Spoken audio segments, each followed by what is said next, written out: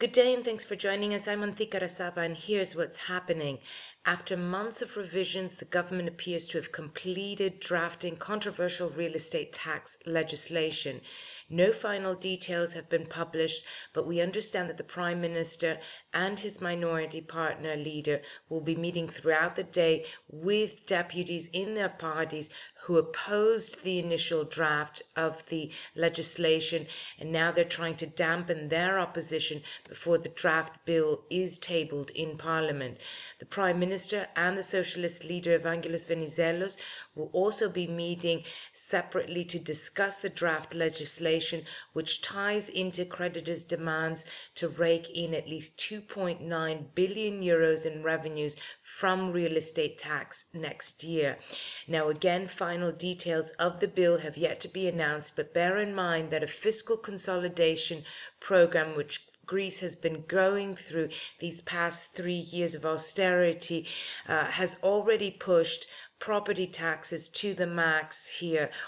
According to a special report issued by the International Union of Property Owners, Greeks have to pay the highest property tax contributions in Europe. Worst yet, the report forecasts fiscal deterioration here is so intense that Greeks will not be able to pay the new single property tax, as it's being called, that which the government is preparing to introduce.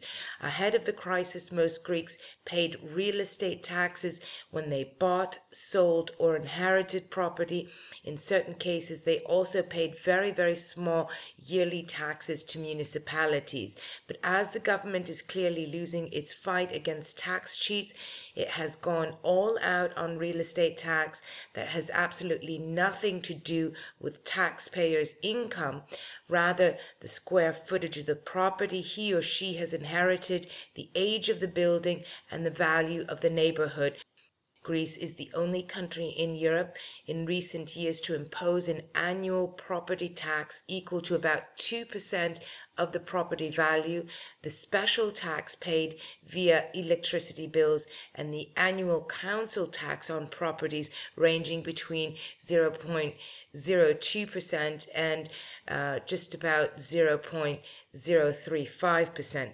On top of that, there is a tax on the capital gains reaped in case of a sale equal to about 20%, while Greece has the second highest transfer tax in the European Union, amounting to 10% against an EU average of 4%. While in most European countries taxation focuses on either transactions or on ownership, Greece taxes both, and heavily on that. Well, that's it from us here today. Join us here again tomorrow.